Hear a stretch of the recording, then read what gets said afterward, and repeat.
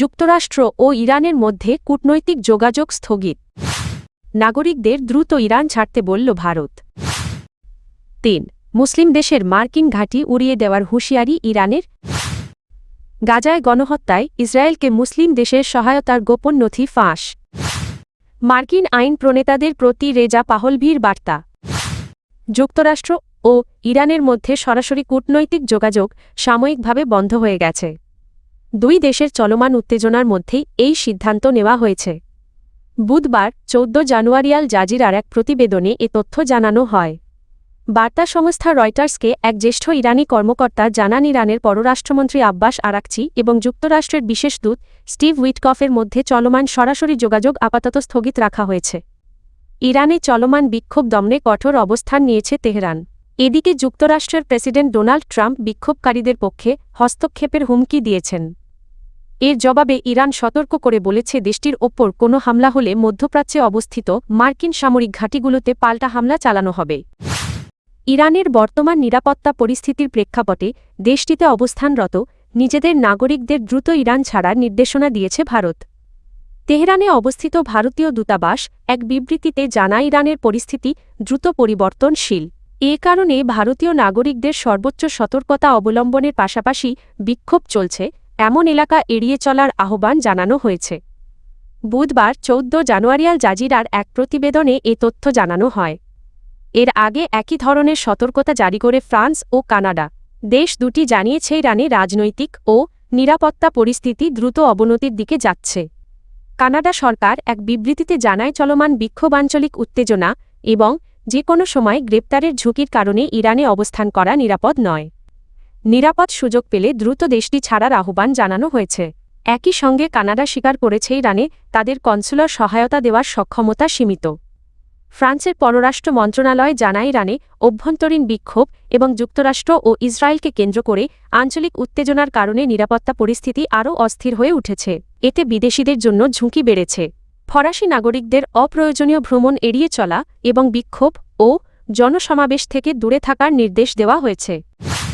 ইরানে হামলা চালানো হলে মধ্যপ্রাচ্যের বিভিন্ন দেশে অবস্থিত মার্কিন সামরিক ঘাঁটিতে পাল্টা আঘাত হানা হবে বলে হুঁশিয়ারি দিয়েছে তেহরান। বুধবার ১৪ জানুয়ারি এক জ্যেষ্ঠ ইরানি কর্মকর্তা বার্তা সংস্থা রয়টার্সকে এ তথ্য জানান। যুক্তরাষ্ট্রের প্রেসিডেন্ট ডোনাল্ড ট্রাম্প ইরানের বিক্ষোভকারীদের পক্ষে হস্তক্ষেপের হুমকি দেওয়ার পরই এই সতর্কবার্তা আসে। ওই কর্মকর্তা জানান, সৌদি আরব, সংযুক্ত আরব আমিরাত এবং তুরস্ক সহ যুক্তরাষ্ট্রের মিত্র দেশগুলোকে অনুরোধ জানিয়েছে ইরান যাতে তারা ওয়াশিংটনকে সামরিক পদক্ষেপ থেকে বিরত রাখে। তিনি বলেন, যুক্তরাষ্ট্র ইরানকে লক্ষ্য করলে এসব দেশে অবস্থিত মার্কিন ঘাঁটিতে আঘাত হানা হবে, এই বার্তা স্পষ্টভাবে জানিয়ে দেওয়া হয়েছে। এদিকে মানবাধিকার সংস্থাগুলোর তথ্য অনুযায়ী ইরানে চলমান অস্থিরতায় এখন পর্যন্ত প্রায় ২৬০০ মানুষ নিহত হয়েছেন। ১৯৭৯ সালের ইসলামী বিপ্লবের পর দেশটির ধর্মীয় নেতৃত্বের জন্য এটি অন্যতম বড় সংকট হিসেবে দেখা হচ্ছে। গাজায় চলমান যুদ্ধে ইসরায়েলকে সব ধরনের সহায়তা দেওয়ার প্রস্তুতির কথা উল্লেখ করে সংযুক্ত আরব আমিরাতের একটি গোপন নথি ফাঁস হয়েছে। এমিরেটলিক্স নামের একটি অনুসন্ধানী প্ল্যাটফর্মের হাতে আসা নথিতে দাবি করা হয়েছে, গাজা যুদ্ধে ইসরায়েলকে সামরিক গোয়েন্দা ও লজিস্টিক সহায়তা দিতে প্রস্তুত ছিল ইউএই। নথিটি ২০২৩ সালের অক্টোবরে প্রণীত এবং ইউএই সশস্ত্র বাহিনীর জয়েন্ট অপারেশনস কমান্ডের উদ্দেশ্যে লেখা বলে জানানো হয়েছে। ফাঁস হওয়া নথির প্রণেতা হিসেবে আল ধাফরা অঞ্চলের প্রতিনিধি ও ইউএই রেড ক্রিসেন্ট অথরিটির চেয়ারম্যান হামদান বিন জায়েদ আল নাহিয়ান এর নাম উল্লেখ করা হয়েছে। নথিতে বলা হয়, লোহিত সাগর অঞ্চলে ইউএই এর সামরিক ঘাঁটি ব্যবহার করে ইসরায়েলকে সরাসরি সহায়তা দেওয়ার প্রস্তাব দেওয়া হয়েছিল। এক্ষেত্রে ইয়েমেনের আল মোখাইরিত্রিয়ার মাসাওয়া ও আসাব এবং সোমালিয়ার সামরিক ঘাঁটির কথা উল্লেখ করা হয়। নথিতে দাবি করা হয়েছে, ফিলিস্তিনে তথাকথিত সন্ত্রাসবিরোধী যুদ্ধ ইসরায়েলকে শক্তিশালী করতে এবং লক্ষ্য পূরণ না হওয়া পর্যন্ত এই সহায়তা অব্যাহত রাখতে ইউএই প্রতিশ্রুতিবদ্ধ। এতে গোয়েন্দা তথ্য আদান প্রদান, সামরিক প্রযুক্তি সহযোগিতা এবং $1 বিলিয়ন গোয়েন্দা সরঞ্জাম সরবরাহের কথাও উল্লেখ রয়েছে। এছাড়া নথিতে কাতার ও কুয়েতের বিরুদ্ধে ফিলিস্তিনি সশস্ত্র গোষ্ঠীগুলোকে অর্থ সহায়তার অভিযোগ তোলা হয়েছে, যা ইউএই এর নীতির সঙ্গে সাংঘর্ষিক বলে উল্লেখ করা হয়। ইরানের জনগণকে ক্ষমতায়নে কার্যকর পদক্ষেপ নিতে যুক্তরাষ্ট্রের আইন প্রণেতাদের আহ্বান জানিয়েছেন ইরানের শেষ শাহ মোহাম্মদ রেজা পাহলভির জ্যেষ্ঠ পুত্র রেজা পাহলভি। বুধবার ১৪ জানুয়ারি বিবিসির এক প্রতিবেদনে এ তথ্য জানানো হয়। ফক্স নিউজকে দেওয়া এক সাক্ষাৎকারে নির্বাসিত এই রাজপুত্র বলেন, তেহরানের বর্তমান সরকার ভেঙে পড়লে বিরোধী শক্তিগুলো দায়িত্ব নিতে প্রস্তুত রয়েছে। তিনি যুক্তরাষ্ট্রকে সতর্ক করে বলেন, দীর্ঘদিন ধরে ইরানের জনগণকে দমনকারী শাসকগোষ্ঠীর সঙ্গে আলোচনা বা তোষণ পরিস্থিতিকে আরও বিপজ্জনক করে তুলবে। রেজা পাহলভি জানান, ইরানের ভেতরে ও বাইরে এমন শক্তি রয়েছে যারা সমন্বিতভাবে একটি বিকল্প রাজনৈতিক ব্যবস্থার দায়িত্ব নিতে পারে।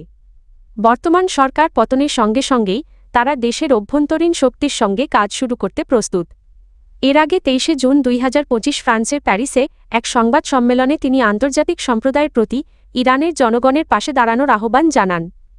এদিকে লেবাননের সশস্ত্র সংগঠন হিজবুল্লাহ ইরানকে দুর্বল করার দীর্ঘমেয়াদী প্রচেষ্টার জন্য যুক্তরাষ্ট্রকে দায়ী করেছে। মঙ্গলবার দেওয়া এক বিবৃতিতে সংগঠনটি দাবি করে ১৯৭৯ সালের ইসলামী বিপ্লবের পর থেকেই ওয়াশিংটন অর্থনৈতিক নিষেধাজ্ঞা ও রাজনৈতিক হস্তক্ষেপের মাধ্যমে ইরানের রাজনৈতিক ব্যবস্থা অস্থিতিশীল করার চেষ্টা করছে। হিজবুল্লাহ আরও অভিযোগ করে, ইরানের চলমান বিক্ষোভকে সহিংসতায় রূপ দিতে এবং সরকারি প্রতিষ্ঠান ও অবকাঠামোতে হামলা উস্কে দিতে যুক্তরাষ্ট্র সক্রিয় ভূমিকা রাখছে। এর আগে যুক্তরাষ্ট্রের প্রেসিডেন্ট ডোনাল্ড ট্রাম্প ইরানি বিক্ষোভকারীদের আন্দোলন চালিয়ে যাওয়ার আহ্বান জানিয়ে বলেন তাদের সহায়তা আসছে। একই সঙ্গে তিনি জানান, বিক্ষোভকারীদের হত্যাকাণ্ড বন্ধ না হওয়া পর্যন্ত ইরানি কর্মকর্তাদের সঙ্গে সব ধরনের বৈঠক বাতিল করা হয়েছে। উল্লেখ্য, গত ২৮ ডিসেম্বর থেকে ইরানে দেশজুড়ে বিক্ষোভ চলছে। রিয়ালের বড় ধরনের অবমূল্যায়নের ফলে দ্রব্যমূল্য বৃদ্ধি এ আন্দোলনের সূচনা করে। মানবাধিকার সংস্থাগুলোর তথ্যমতে এখন পর্যন্ত অন্তত ৬৪৬ জন নিহত হয়েছেন এবং ১০,০০০-এর বেশি মানুষ আটক হয়েছেন।